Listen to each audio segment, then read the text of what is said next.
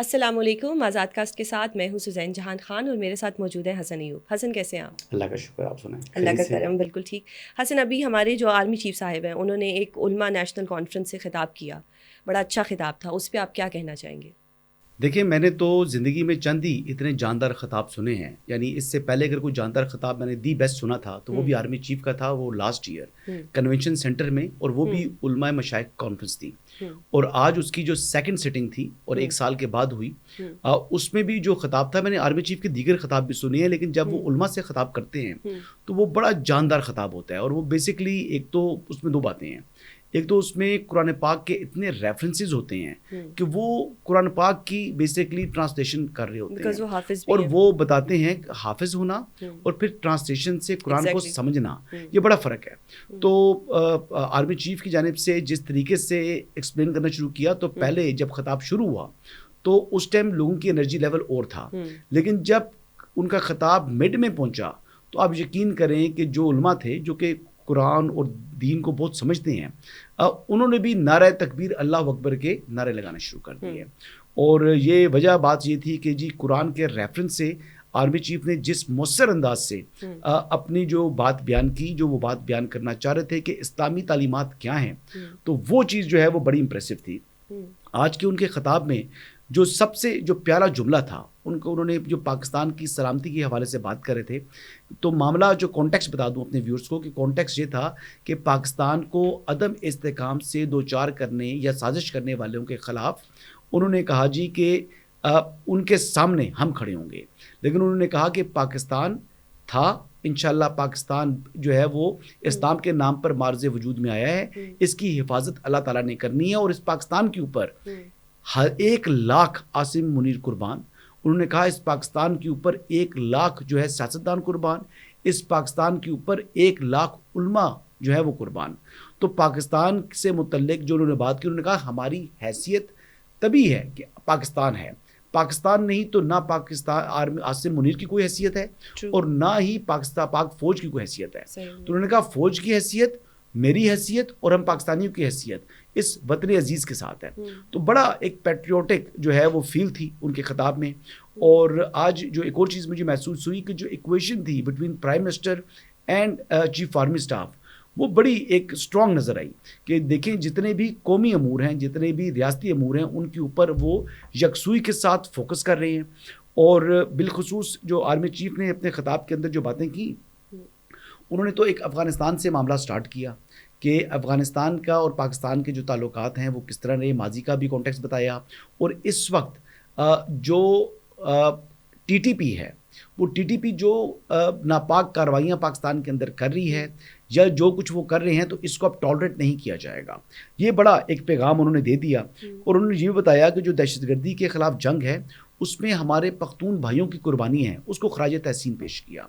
جو امپورٹنٹ بات تھی کہ جو یہ جنگ ہے سنس 2002 اس وقت تک 20,000 پاکستانی شہید ہو چکے ہیں, جس میں بڑا حصہ جو ہے وہ پاک فوج کا ہے, جس میں دیگر لا انفورسمنٹ ایجنسیز اور دیگر جو کچھ سویلینز بھی ہیں.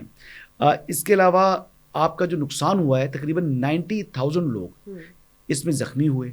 اس کے ساتھ ساتھ آپ یہ دیکھیں کہ 152 ارب کے قریب $152 کے قریب پاکستان نے ڈائریکٹلی اپنا نقصان کیا ہے. تو یہ کاسٹ پے کی دہشت گردی کے خلاف جنگ میں پاکستان نے, لیکن اس کے باوجود پاکستان ڈٹرمن ہے جس نحوست کو جڑ سے ختم کرنا ہے. اور آرمی چیف نے بڑے مؤثر انداز سے ایکسپلین کیا کہ جو عزم استحکام ہے وہ کیا ہے. انہوں نے بتایا کہ یہ آپریشن نہیں ہے, وہی نیشنل ایکشن پلان کے جو 14 پوائنٹس ہیں, ان 14 پوائنٹس کے اوپر انہوں نے بتایا, دوبارہ ان کو جو ہے وہ ریپیٹ کر کے بتایا کہ ان کے اوپر جو چیزیں کرنے والی ہیں وہ ہمیں کرنی ہوں گی, لیکن پاکستان میں کوئی بھی نو گو ایریا نہیں ہے. اور افواج جو ہے پاکستان وہ ڈٹرمن ہے, وہ ان دہشت گردوں کے پیچھے جائیں گی, ان کا کلا کما کریں گی, ان کو جہنم واصل کیا جائے گا. یہ چیز.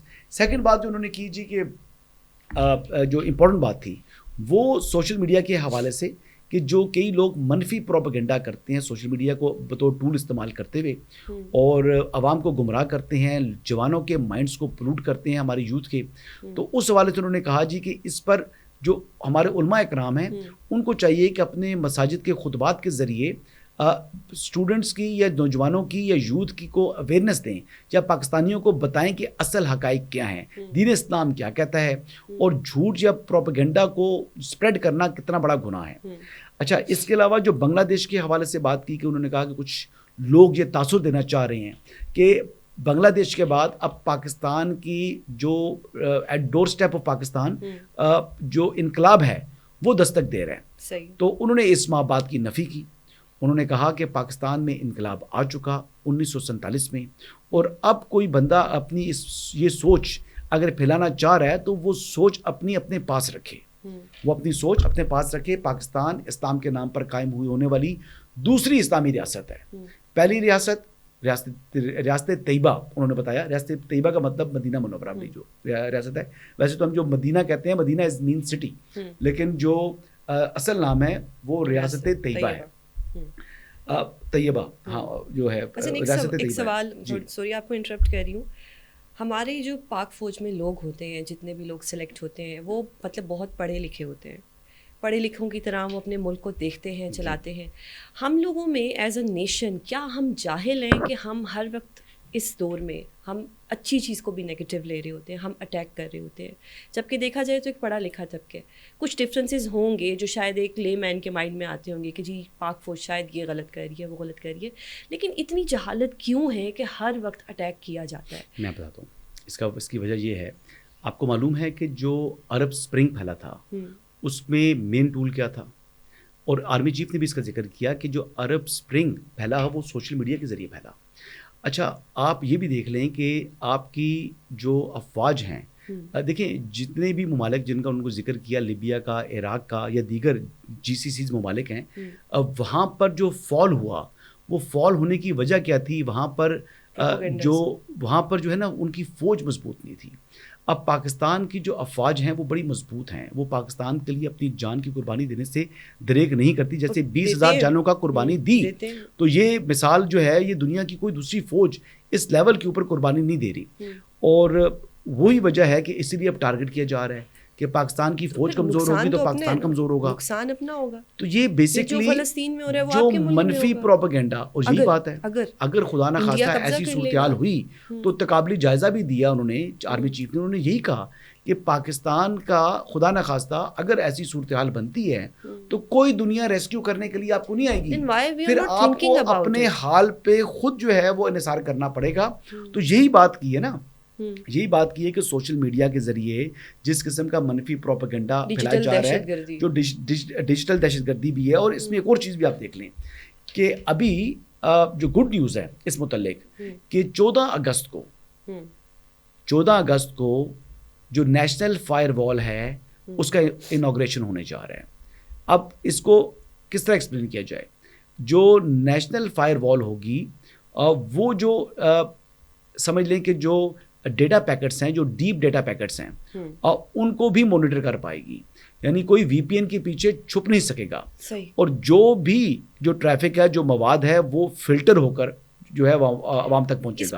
یعنی اس میں جو ہندوستان پاکستان کے اندر یعنی پاکستانی بن کر یہاں پر جو اپنا کانٹینٹ بھیجتے ہیں وہ کانٹینٹ یہاں پر ویزیبل نہیں ہوگا, جو کہ بہت اچھی بات ہے. ایک خاص جماعت PTI کے مائنڈ میں شاید یہ آئے گا کہ PTI کا اگر کوئی ویلاگر ہے یا کوئی فیک نیوز سپریٹ کرتا ہے یا کچھ بھی کوئی صحیح نیوز بھی کرتا ہے, تو اس کے مائنڈ میں یہ آئے گا کہ یہ تو ہم پہ پابندی لگانے کے لیے آ رہا ہے. کیا یہ سب کے لیے ہوگا؟ لائک اگر نواز لیگ کی طرف سے کوئی نیگیٹیوٹی ہوتی ہے اگینسٹ اینی ون, تو کیا اس کو بھی فلٹر کیا جائے گا یا جسٹ ایک خاص جماعت سے جو اینٹی اسٹیٹ کوئی بھی کانٹینٹ ہوگا اس کو فلٹر کرے گا؟ Basically it's a gatekeeper کہ آپ کے جو آپ دیکھیں آپ کی جو فزیکل باؤنڈریز ہیں, جو مرضی کر لیں نا, چھپ نہیں پائیں گے وہ. آپ IP ایڈریس آپ کو اس تک پہنچ جاتے ہیں تھرو فائر وال, یعنی آپ کے پاس وہ جو ڈیپ پیکٹ تک جو ہے وہ فلٹر ہو جاتا ہے کہ یہ کہاں سے آ رہا ہے اور کون سے IP ایڈریس سے آ رہا ہے, تو وہاں سے آپ اس تک پہنچ جاتے ہیں. پھر یہ VPN GPN جو ہے نا اس میں کام نہیں کریں گے. تو یہی بات ہے کہ جو فائر وال ہے وہ 14 اگست سے انشاءاللہ افتتاح اس کا ہو جانا ہے, اور 14 اگست کے بعد راوی چین لکھے گا. اس کی وجہ کہ یہ گیٹ کیپر جو ہے, جو فائر وال ہے, وہ فلٹر کر دے گی اس مواد کو جو پاکستان کے نوجوانوں کے دماغوں میں زہر گھول رہا ہے, جو ان کے مائنڈز کو پلوٹ کر رہا ہے. اب اس چیز کو فلٹر کرنے کے لیے جو خرچہ تو ہو گیا، لیکن دنیا کے چند ممالک ہیں جی اس ٹائم اگر بات کی جائے تو 10 ملک بھی نہیں ہے اس وقت دنیا میں جن کے پاس یہ فائر وال فیسلٹی ہو. بنگلہ دیش میں تھی میرے خیال سے ٹوٹل 6 نہیں تھی جی، ٹوٹل 6 ملک بنتے ہیں اور ان 6 میں سے ایک پاکستان ہے. تو آپ یہ دیکھ لیں کہ لمیٹڈ ریسورسز کے ساتھ جو ہے وہ لمیٹڈ ریسورسز کے ساتھ آپ نے اس ملک کے اندر فائر وال نصب کر رہی ہیں تاکہ آپ اپنی جو سائبر سپیس ہے اس کو ڈیفینڈ کر سکیں. اور دوسرا بات یہ ہے کہ آپ کے ملک میں جو گورنمنٹ ایک قانون سازی کرنے جا رہی ہے اور وہ قانون سازی کے ذریعے سائبر کرائم اتھارٹی مارز وجود میں آئے گی. اب یہ سائبر کرائم اتھارٹی نہیں ہے جی، ایف آئی اے کا ونگ ہے. تو یہ سائبر کرائم اتھارٹی جب مارز وجود میں آئے گی تو پھر ان لوگوں کو جو نئی قانون سازی ہوگی اس کے تحت سزائیں مل سکیں گی. ٹھیک ہے، اس کا فائدہ کیا؟ جس طرح عظمہ بخاری صاحبہ کے ساتھ انہوں نے کہا آن ایئر، انہوں نے بولا کہ جی ایف آئی اے والے تو صرف تنخواہیں لیتے ہیں اور کچھ کرتے نہیں، تو کیا تب کوئی ایف آئی اے والے کچھ آئیں گے کسی پھر جو اتھارٹی کے تحت جو قانون کے مطابق جس کو اختیار دیا جائے گا ایسا پروسیکیوٹنگ ایجنسی اس کے اندر، تو پھر اس کا اگر ایف آئی اے کو رول دیتی ہے تو ایف آئی اے کا رول ہے، لیکن پھر قانون واضح ہو جائے گا نا، پھر قانون ایک واضح ہوگا، دوسرا ایک اتھارٹی قائم ہو جائے گی، پھر ان لوگوں کو سزائیں دینا آسان ہو جائے گی. آپ نے دیکھا کہ یو کے میں کیا ہو رہا ہے، یو کے میں جو رائٹس ہو رہے ہیں 4 گھنٹے کے اندر جو ہے جو لوگ اس میں ملوث تھے ان کو سزائیں ہو گئی ہیں، اور جنہوں نے یہ جو فیک نیوز اور پروپیگنڈے کو سپریڈ کیا یا ری ٹویٹ کیا اس کو، ان کے ٹویٹس نہیں تھے، ری ٹویٹس والوں کو بھی سزائیں دے دی ہیں. اچھا، اور یہاں پر ہم کہتے ہیں جی کہ یہاں پر آزادی اظہار رائے کے اوپر قدغن لگی، وہ جو ہے چیمپئن ان کو کہا جاتا ہے آزادی اظہار رائے کا، لیکن اس کے باوجود انہوں نے اپنے ملک کے اندر دیکھیں آپ کا کچھ رائٹس ہیں لیکن کچھ آپ کے اوپر اوبلیگیشنز ہیں. آپ نے یہ بات سنی تھی کہ کچھ عرصہ پہلے خان نہیں تو پاکستان نہیں، بالکل، یہ کسی جماعت کی کسی لیڈر نے، آج ایم این اے ہیں، رکن قومی اسمبلی ہیں، بالکل کہا، ان کے الفاظ تھے. بالکل کہا. تو ایک طرف آپ کے سپہ سالار کہہ رہے ہیں کہ اس پاکستان پر 1 لاکھ عاصم منیر قربان، اس پاکستان کے اوپر 1 لاکھ سیاستدان قربان، اس پاکستان کے اوپر 1 لاکھ جو ہے وہ آپ کے علماء قربان. ایک طرف یہ ہے اور ایک طرف کہا جاتا ہے کہ جی اس کا مطلب یہ ہے کہ شخصیت پرستی نہیں ہے، یہ ملک ہے تو ہم ہیں، اس ملک کے ساتھ ہماری حیثیت ہے.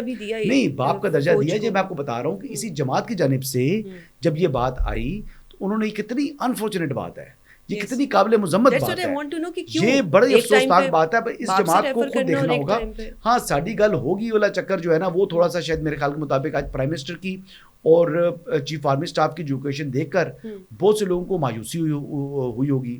اب تو میں نے سنا ہے کہ کچھ 9 مئی والے انتشاری جو ہیں وہ انہوں نے کہا کہ خودکشی کر لیتے ہیں آج.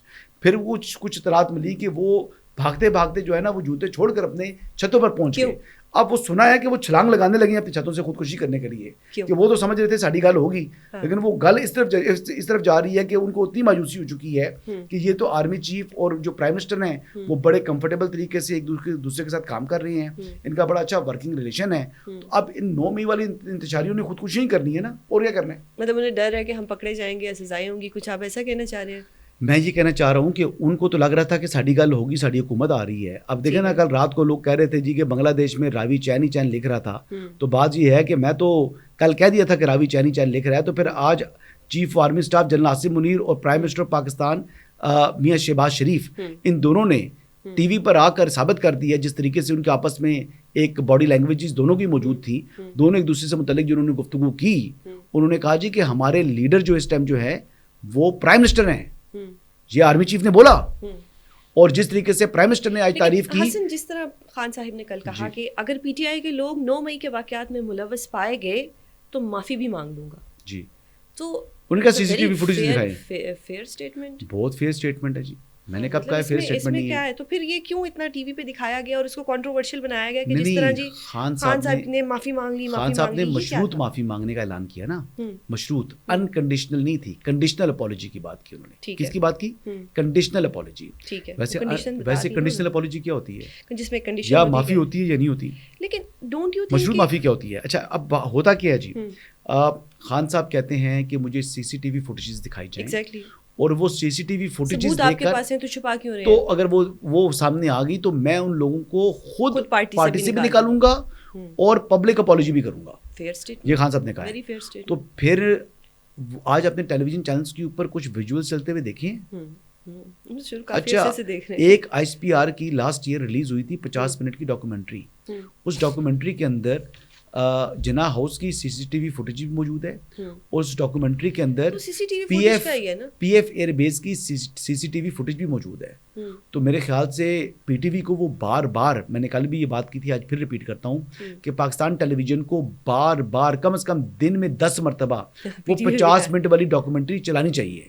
اب PTV کا میں نام کیوں لے رہا ہوں, تاکہ وہ خان صاحب جو ہے, کیونکہ خان صاحب تو جیل میں صرف PTV دیکھ سکتے ہیں, اور PTV کے علاوہ کوئی چینل تو ان کو میسر ہے نہیں. تو وہ تاکہ دن میں کم از کم 5 مرتبہ دیسی ککڑ دیسی گھی میں بھنا ہوا کھاتے ہوئے دیکھ کر وہ جناب یہ ڈاکومنٹری دیکھیں, اور ڈاکومنٹری دیکھنے کے بعد اپنے بندوں کو آئیڈینٹیفائی کریں, اور اپنے بندے کو آئیڈینٹیفائی کرنے کے بعد ٹریڈ مل پر چڑھ کر جو ہے نا بھرپور ایکسرسائز کر کے اپنی جان بنائیں, تاکہ خان صاحب کو یاد آئے کہ یہ بندے ہیں, اچھا اس کو میں نے نکالنا ہے.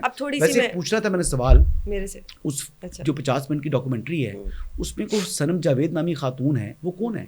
وہ نظر آ رہی PTI سے تعلق تو نہیں ہے اس کا. اچھا کنول شوزب, ان کا بھی. اچھا شہریار آفریدی, ان کا تعلق ہے PTI سے؟ بالکل ہے. اچھا حسان نیازی کا تو نہیں ہوگا تعلق؟ ان کا بھی ہے. نہیں. اچھا رشتہ ان کو بنتا ہے, سنا میں نے تو بھانجے ہیں. اب میری کس کے بھانجے؟ خان صاحب. نہ کرو. اچھا عمران خان کے, عمران خان اور علیمہ خان کے, علیمہ خان کے بھی بھانجے. نہ کرو. اچھا میری بات تو اچھا وہ ان کی جو ہے نا وہ جو یونیفارم ہے اس کو لہرا رہے ہیں کور کمانڈر کی, تو وہ کور کمانڈر کا جو تھا یونیفارم وہ اپنے گھر سے لے کر آئے تھے.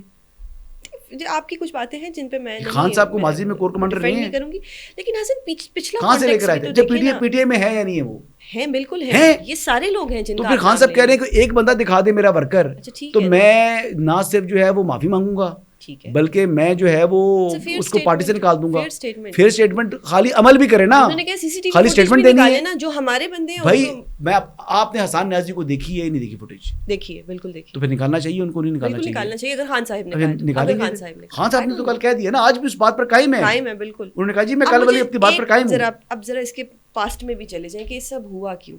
کیا رینجرز کو اختیار تھا کہ وہ ایک عدالت کے اندر سے, آپ جس وقت ہائی کورٹ کی پریمیسز میں آپ چلے گئے تو you are considered as you are in a court, کیا رینجرز کو یہ اختیار تھا؟ یہ کام پولیس کا. پتہ نہیں رینجرز کو پتہ نہیں ہے, لیکن آپ موجود تھی سپریم کورٹ کے ہاتھے میں, تو وہاں سے وہ B4U والوں کو اٹھا کر نیب لے گئی تھی, اور اس کے بعد واپس بلایا. پھر بندیال صاحب نے اس کو کہا اب تو گرفتاری ہو گئی ہے, لیکن واپس بلایا گیا تھا. اب اس کے لیے تو بندیال صاحب کا اصول یہ تھا, بلایا تھا جی بالکل بلایا تھا, لیکن انہوں نے کہا تھا جی اب پوسٹ اریسٹ بیل آپ اپلائی کریں.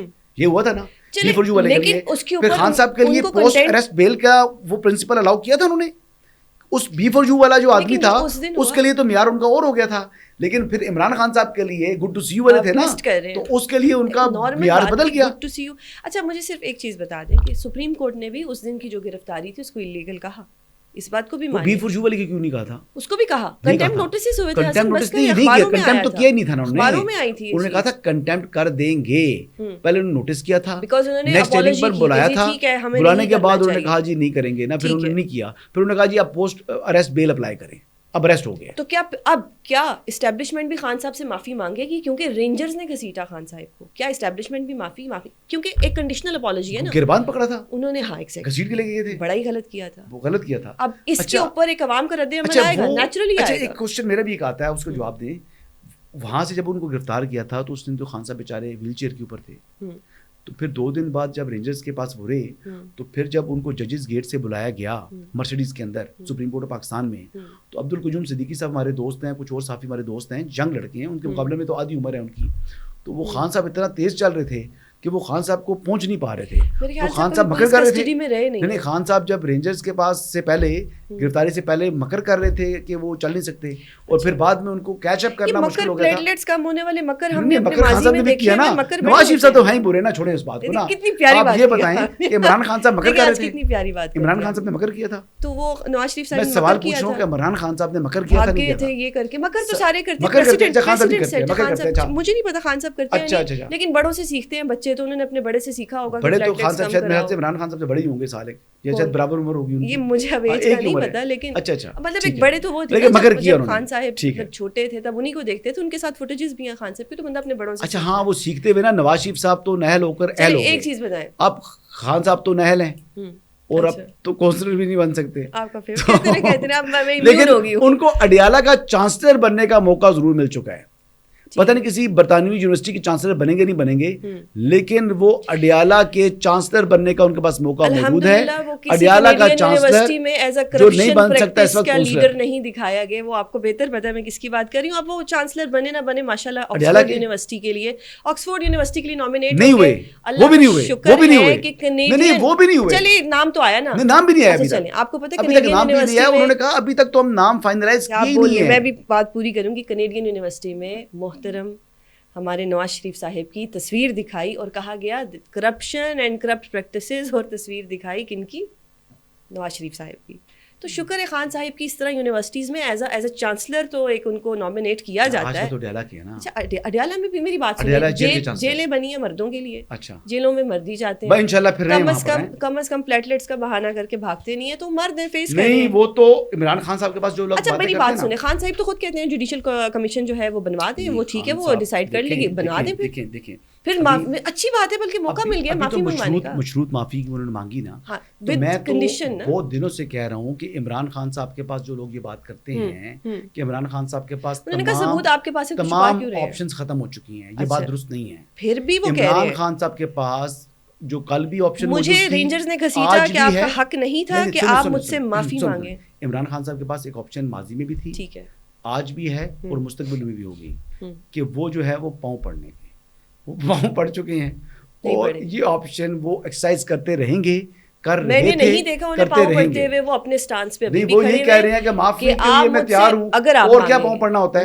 چلیں جی ابھی خبر دیتے ہیں. جی وہ جو اٹھا کے باہر مارنے والی بات کر رہے تھے, وہ پریکٹس اینڈ پروسیجر کمیٹی کا اجلاس ہی نہیں ہوا. ہو جائے گا, جو توقعات لگا کے بیٹھے ہوئے تھے کہ آج اجلاس ہوگا اور اگلے ہفتے کیس ٹیک اپ ہو جائے گا, نہ وہ اجلاس ہوا, نہ وہ کیس ٹیک اپ ہوا. لیکن سپریم کورٹ اب اگلا ہفتہ جو ہے وہ اگلے ہفتے میں دیکھتے ہیں کیس سماعت کا مقرر تو ہوا نہیں ہے. آپ بھی میں بھی دیکھیے گا کیا ہوگا. سپریم کورٹ اس چیز کو بڑے اچھے طریقے سے لے گا. جوڈیشری ہے, جوڈیشری کو اپنا سٹینڈ لینا آتا ہے. جوڈیشری کو اپنے اختیارات کے اندر رہ کر آئین اور قانون کے مطابق فیصلے کرنے ہیں.